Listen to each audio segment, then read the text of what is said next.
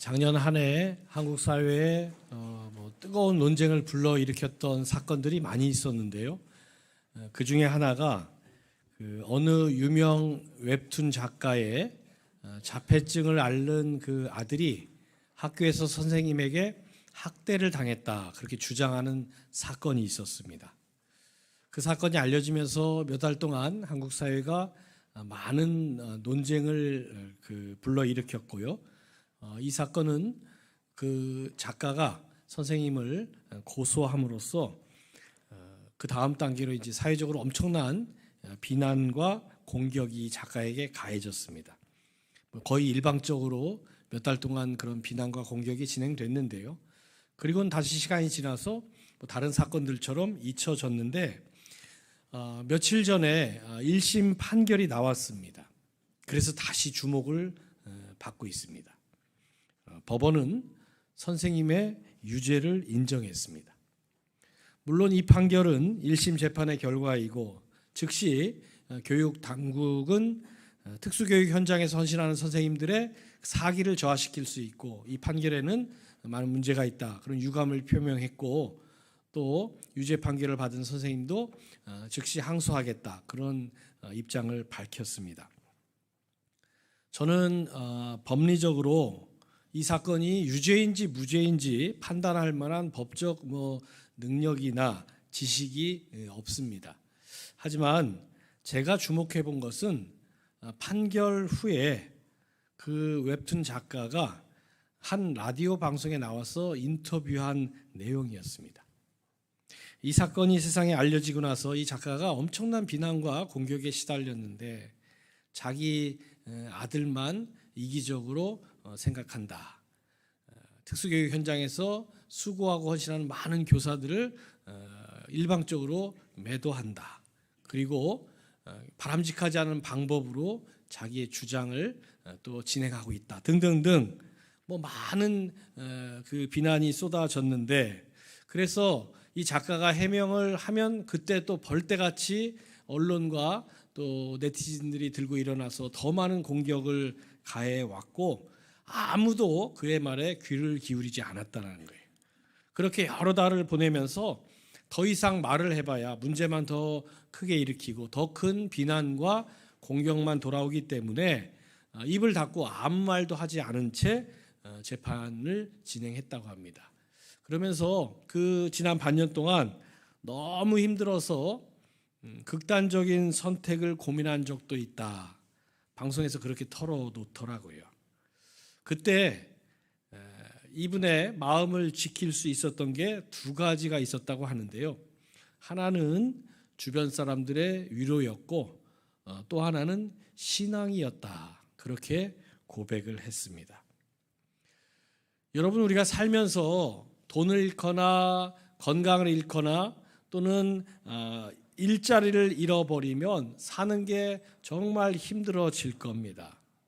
그런데 이것보다 훨씬 더 우리를 힘들게 하는 게 있습니다. 그게 무엇이냐? 우리 마음이 무너지는 것입니다. 돈이나 건강이나 일자리 너무나 소중한 것이지만 이런 것들은 어떻게든 노력해서 다시 회복할 수 있지만 마음이 무너지면 그건 무엇으로도 회복할 수 없기 때문입니다. 그래서 우리 인생에서 가장 중요한 것이 무엇이냐 묻는다면 마음을 지키는 것이다. 그렇게 말씀드리고 싶습니다. 왜 그렇습니까? 마음이 무너지면 모든 게 무너지기 때문입니다.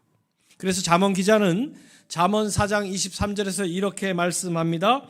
모든 지킬 만한 것 중에 더욱 너의 마음을 지키라. 생명의 근원이 이에서 남이니라. 지킬 게 많죠. 그런데 그 중에서도 가장 중요하게 지킬 것이 우리의 마음이라고 말씀하고 있습니다. 오늘 본문을 보면 이 사실을 우리가 다시 한번 분명하게 확인할 수 있는데요. 오늘 본문에서 압살롬은 아주 위험한 이야기를 하고 있습니다. 이 당시에는 왕이 재판관의 역할을 했는데 왕에게 소송을 하러 오는 사람에게 압살롬이 이렇게 말한 겁니다. 본문 3절을 보십시오. 압살롬이 그에게 이르기를 보라 내 일이 옳고 바르다마는 내 송사를 들을 사람을 왕께서 세우지 아니하셨다 하고, 왕이 당신의 억울한 사정을 들어줄, 또 왕에게 이야기해 줄 사람을 세우지 않았다라고 말합니다. 그런 다음 본문 4절에서 이렇게 말하고 있죠. 또 압살롬이 이르기를 내가 이 땅에서 재판관이 되고 누구든지 송사나 재판할 일이 있어 내게로 오는 자에게 내가 정의 베풀기를 원하노라 하고. 무슨 말입니까? 나를 이 나라의 재판관으로 세워주면 내가 공정한 판결을 내려줄 것이다, 그런 말입니다. 재판관으로 세워준다는 건 곧 왕이 된다는 뜻입니다. 압살롬은 왕이 되고 싶은 욕심이 있었습니다.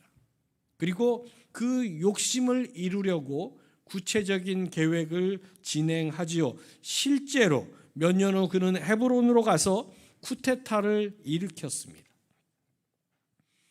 그때 다윗 왕이 어떻게 했느냐? 쿠데타 소식을 듣고는 바로 도망을 갔습니다. 수도인 예루살렘이 아니라 수도에서 저 아래 한참 떨어진 변방 지역인 헤브론이라는 곳에서 쿠데타를 일으켰는데 왜 왕이 바로 도망을 갑니까? 보통은 그 반란을 진압하려고 군대를 동원하고 그 문제를 해결하려고 어떤 대책을 세우기 마련인데, 다윗 왕이 바로 도망을 간 이유는 그 쿠데타가 일어난 상황을 전해준 전령의 말 한마디 때문이었습니다. 오늘 본문 아래 13절을 보시면 그 말이 나오는데요. 전령이 다윗에게 와서 말하되 이스라엘의 인심이 다 압살롬에게로 돌아갔나이다 한지라. 전령이 보고한 것은 반란을 일으킨 군대의 숫자가 너무너무 많습니다, 그런 소식도 아니었고, 그 반란군이 대단한 무기로 중무장을 했기 때문에 상대하기 어려울 것 같습니다, 그런 이야기도 아니었습니다. 이 전령이 전해준 이야기는 딱 하나, 백성들의 마음이 다 압살롬에게로 기울어졌습니다, 그 한마디였습니다. 그 한마디에 다윗 왕이 서둘러 피신을 갔습니다. 반란을 진압할 군대가 없어서 그런 게 아닙니다. 그 상황을 해결할 능력이 부족해서 그런 것도 아닙니다. 왜 다윗이 서둘러 바로 도망을 갔습니까? 오랜 왕의 경험을 통해서 잘 알고 있었던 것이죠. 백성들의 마음이 기울어졌다는 건 그 무엇으로도 그 상황을 되돌릴 수 없다는 걸 너무나 잘 알고 있었기 때문입니다. 여러분, 압살롬이 어떻게 쿠데타에 성공을 했습니까? 대단한 군사력이나 대단한 작전을 통해 성공한 게 아닙니다. 오늘 본문 6절에 그 이유가 잘 나오지요. 이스라엘 무리 중에 왕께 재판을 청하러 오는 자들마다 압살롬의 행함이 이와 같아서 이스라엘 사람의 마음을 압살롬이 훔치니라.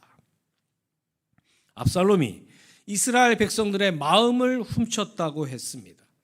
다른 번역 성경을 보면 마음을 사로잡았다, 마음을 도둑질했다, 이렇게 번역하고 있습니다. 즉 한마디로 백성들이 압살롬에게 마음을 빼앗겼기 때문에 압살롬이 쿠데타를 일으킬 수 있었고 많은 백성들이 지지했던 것입니다. 여러분, 그래서 마음을 지키지 못하면 어떤 인생도 무너질 수밖에 없습니다. 우리나라 역사나 아니면 다른 나라 역사를 보면 대통령이나 왕이나 최고 권력자가 권좌에서 쫓겨나거나 비참한 최후를 맞는 경우가 여러 번 있었습니다. 왜 그랬습니까? 여러 가지 정치적 이유가 있겠으나 공통된 것이 있습니다. 민심은 천심이라는 이 단순한 진리를 그 지도자가 망각했기 때문입니다. 민심을 이기는 지도자는 없습니다. 그리고 민심이 떠나는 순간 결국에는 어떤 권력자도 그 자리를 지킬 수 없습니다. 역사가 이 사실을 분명하게 증거하고 있습니다. 그래서 마음을 지키는 게 얼마나 중요한지 모릅니다. 주식 전문가들이 이야기하는 주식으로 돈 버는 법 들어보니까 의외로 간단합니다. 딱 한 가지. 오를 때 팔고 떨어질 때 사라.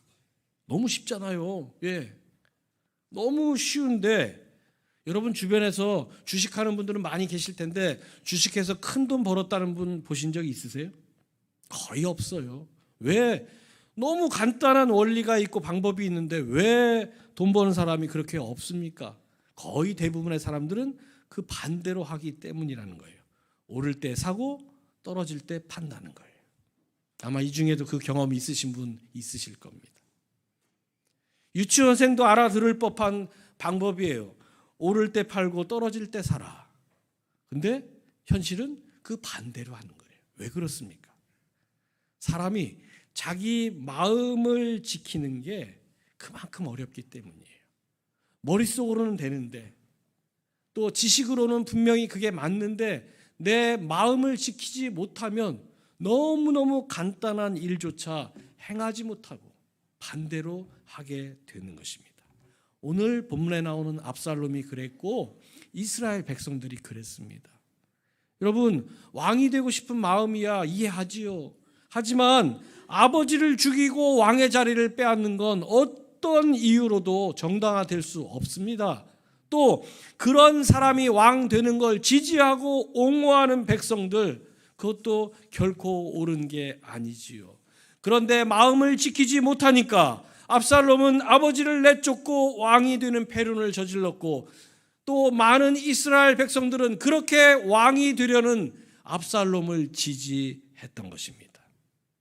여러분, 그래서 마음을 지키지 못하면 사람이 짐승만도 못한 존재가 얼마든지 될 수 있습니다.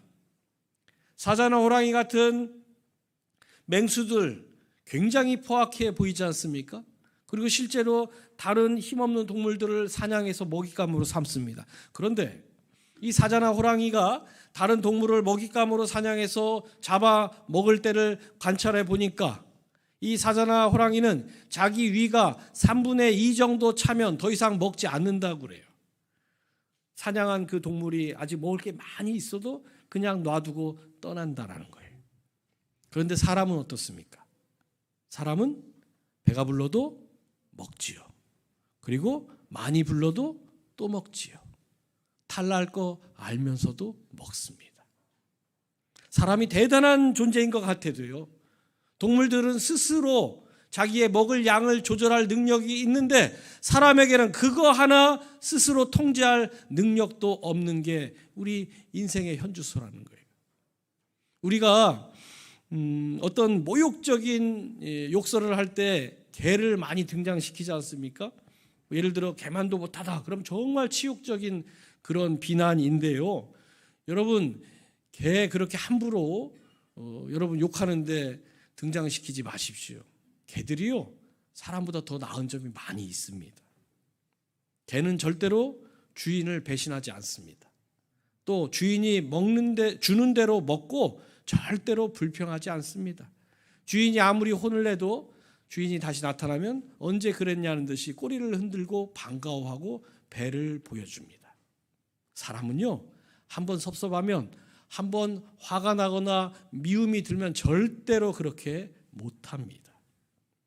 그래서 사람이 마음을 지키지 못하면 짐승보다 나을 게 없는 그런 존재로 전락할 수밖에 없습니다. 그래서 마음을 지키는 게 너무너무 중요한데 어떻게 해야 그럼 우리 마음을 지킬 수 있습니까? 두 가지가 꼭 필요합니다. 첫째, 기도해야 합니다. 한 세 분쯤 아멘을 하시고 나머지 분들은 또 뻔한 이야기 하네. 예, 식상하실 거예요. 그런데 제가 어떻게 해야 마음을 지킬 수 있을까 아무리 연구를 해봐도 이거 이상 답이 없어요. 왜 그런 줄 아십니까? 예수님이 그러셨거든요. 예수님이 광야에서 사탄의 시험을 받으실 때 어떻게 그 시험을 이기셨습니까? 대단한 권능이나 어떤 엄청난 힘을 동원해서 이겨내신 게 아닙니다. 40일간 금식하며 기도하셨기 때문에 그 시험을 이길 수 있었던 거예요. 또 어떻게 십자가를 지실 수 있었습니까? 그 전날 밤새 기도하셨기 때문입니다.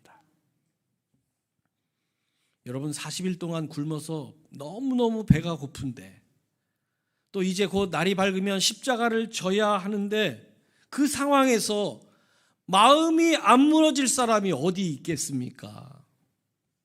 그래서 마음 지키려면 다른 방법이 없습니다. 예수님처럼 기도해야 합니다.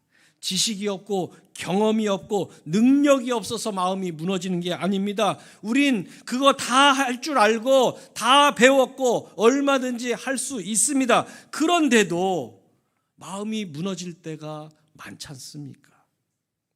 사탄은 그 지점을 기가 막히게 압니다. 그래서 내가 오른쪽 뺨 맞고 나면 우리의 수치심과 분노를 자극합니다. 너 바보같이 참으면 안 된다고 우리의 마음을 흔들어 놓고 반드시 복수해야 한다라고 우리의 마음을 요동치게 만듭니다.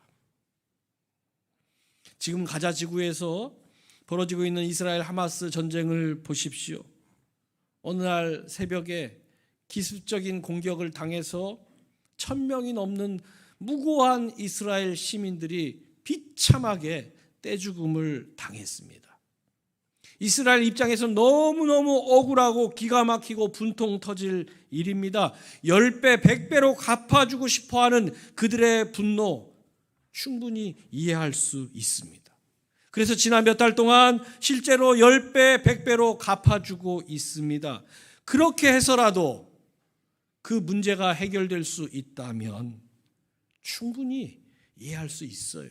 왜냐하면 너무너무 기가 막히게 너무너무 억울하게 당했기 때문입니다. 그런데 5달째 지금 지난 요즘 뉴스에서 들려오는 소식을 보면 매일매일 가자지구에서 전투가 벌어져 몇 명이 죽었다. 그런 소식만 계속 들려올 뿐 그 문제가 이렇게 해결되고 있습니다라는 소식은 어디에서도 들려오지 않고 있습니다. 지난 5달 동안 해본 방법으로 10배, 100배로 갚아 주었더니 해결되지 않고 더 수렁으로 빠져 들어가고 있는데도 전쟁은 계속되고 있고 사람들은 계속 죽어나가고 있습니다. 왜 이 일을 멈추지 못할까요? 결론은 답은 간단합니다. 양쪽 다 마음이 무너졌기 때문입니다. 그래서 개인도 국가도 마음이 무너지는 건 너무너무 심각한 문제입니다. 사람이 누군가를 미워하며 산다는 거 결코 좋은 일 아니라는 거 다 알지요. 그리고 누군가를요 정말 미워하는 건요 굉장한 에너지를 필요로 합니다. 그리고 그렇게 에너지를 쏟아서 미워해봤자 남는 게 아무것도 없다라는 것도 우리가 잘 압니다. 그런데 어떻습니까? 그거 아니까 내 안에서 미움이 사라지던가요? 그렇게 해봐야 아무 소용없으니까 이제 그만하자 그렇게 마음 먹는다고 내 안에 있던 미움이 어느 날 눈같이 다 녹아버리던가요? 절대로 저절로 사라지지 않습니다. 왜 그렇습니까? 이미 마음이 무너졌기 때문입니다. 이건 시간이 지나고 환경이 바뀐다고 해서 해결되지 않습니다. 나는 이제 미워하지 않아요. 벌써 시간이 얼마나 지났는데요. 천만에요. 여러분들이 잠시 잊고 있는 것뿐입니다. 다시 그 사람 만나고 다시 그 상황을 되풀이하면 언제든지 여러분 내면 저 깊숙이 숨어있던 그 미움은 꿈틀꿈틀 살아서 여러분을 흔들어 놓고 여러분의 마음을 요동치게 할 것입니다. 여러분 우리 안에 마음이 무너져서 생긴 미움과 원망과 분노는요 그렇게 쉽게 해결되는 게 아닙니다. 그래서 기도해야 합니다. 여러분 상식적으로 어떻게 원수를 사랑할 수 있습니까? 상식적으로 어떻게 악한 자를 대적하지 않을 수 있습니까? 상식적으로 어떻게 오른쪽 뺨 맞았는데 왼쪽 뺨을 마저 돌려댈 수가 있겠습니까? 내 이성과 의지로는 절대 안 됩니다. 사탄은 여러분의 무너지고 있는 그 마음을 절대로 그냥 두지 않습니다. 완전히 무너뜨려서 눈에는 눈, 이에는 이로 문제를 해결하게 만들어버립니다. 악은 반드시 악으로 갚도록 여러분을 끊임없이 충동할 것입니다. 그래서 우리가 예수 믿는데도 미워할 거 다 미워하고 욕할 거 다 욕하고 복수할 것 다 복수하며 살게 만들어 버립니다. 예수는 믿는데 불신자들과 다를 게 없는 그런 삶을 살아버리게 만드는 것이죠. 여러분, 그래서 기도해야 합니다. 식상하게 여기지 마십시오. 그 외에는 다른 해결 방법이 없기 때문입니다. 새달 2월을 우리가 시작했는데 여전히 여러분 주변에 미워하고 욕하고 복수하고 또 섭섭한 사람들이 그대로 남아 있습니까?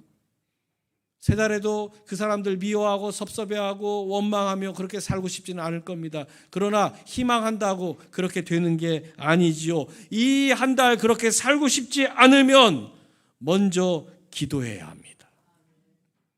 이번 주말에 설 명절을 우리가 맞지요. 가족과 친지들 가운데 보고 싶은 사람 만나면 너무 좋은 가족이나 친지들도 있지만 반대로 만나기 불편한 사람들도 있는 가정이 있습니다. 안 만나고 싶은 사람도 있는 그런 친지들이 있지요. 그런데 안 보고 피한다고 내 안에 자리 잡고 있던 미움이나 원망이나 섭섭함이나 분노가 해결되는 게 아닙니다. 그리고 해결하지 못한 채 만나면 그 미움과 원망과 분노만 더 커져가고 깊어갈 뿐이지요. 어떻게 해결해야 합니까? 여러분, 만나기 전에 반드시 먼저 기도하시기 바랍니다. 기도하고 또 기도한 다음 만나십시오. 내 의지로는, 내 생각으로는 도저히 왼쪽 뺨 돌려댈 수 없을 것 같은데 여러분이 기도하실 때 성령께서 그 왼쪽 뺨 돌려대게 하실 것입니다. 내 판단으로는 도저히 이 잔을 마실 수 없는데 여러분이 기도하실 때 성령께서 그 잔을 마시게 해 주실 것입니다. 여러분이 기도하실 때 하나님께서 여러분의 마음을 지켜 주실 것입니다. 그래서 새달 2월에는 매일매일 하루를 기도로 시작하십시오. 그래서 여러분의 마음을 지켜주시고 여러분이 돌려대고 싶지 않은 왼쪽 뺨을 돌려대게 하시고 여러분이 피하고 싶은 그 잔을 받아 마시는 역사가 이 한 달 날마다 여러분 삶 속에서 일어나는 승리하는 한 달 살아가시길 주님의 이름으로 축원합니다. 두 번째로 마음을 지키려면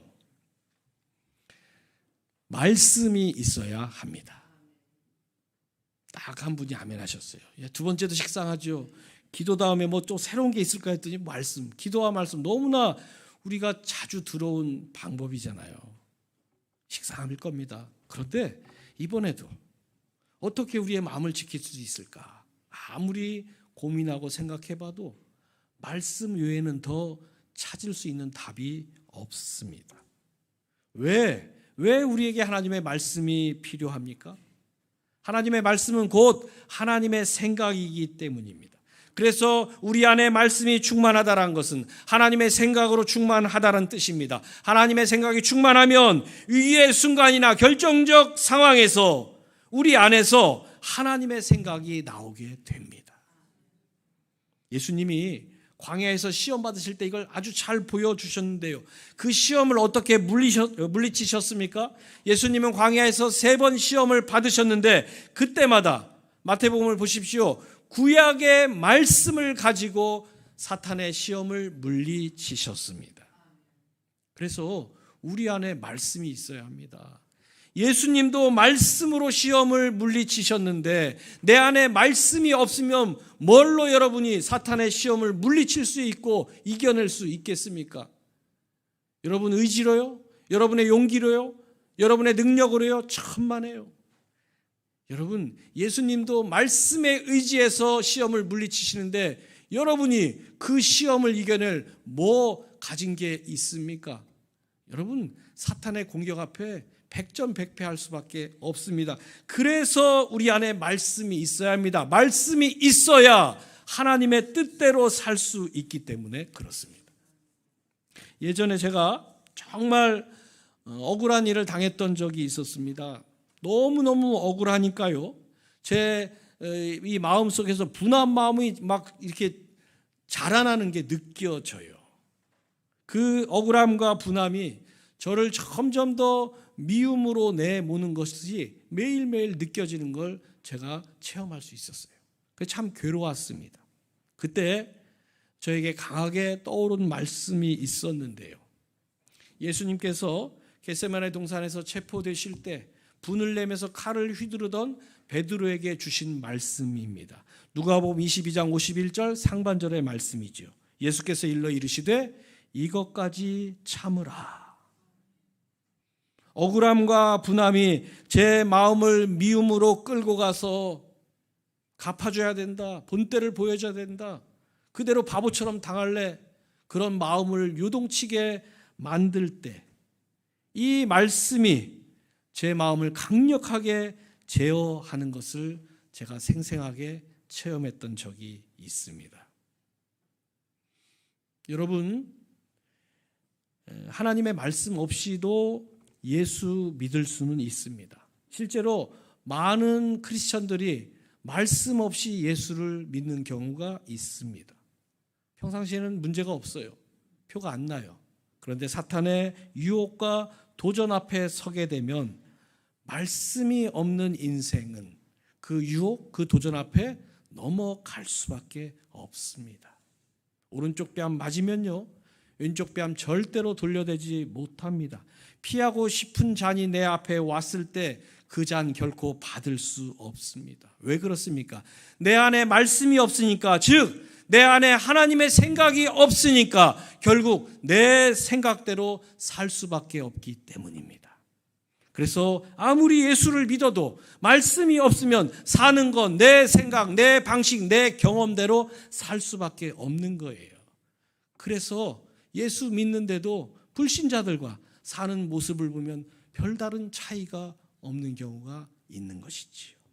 그래서 예수님 광야에서 시험 받으실 때 마태복음 4장 4절에서 이렇게 말씀하셨습니다.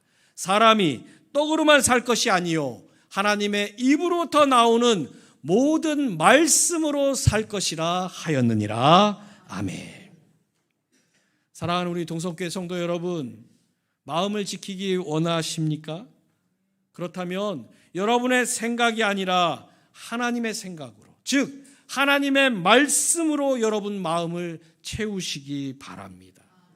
말씀이 내 안에 충만할 때 우리 주님처럼 어떤 시험에도 흔들리지 않고 어떤 사탄의 유혹과 공격에도 넘어가지 않을 수 있는 것입니다.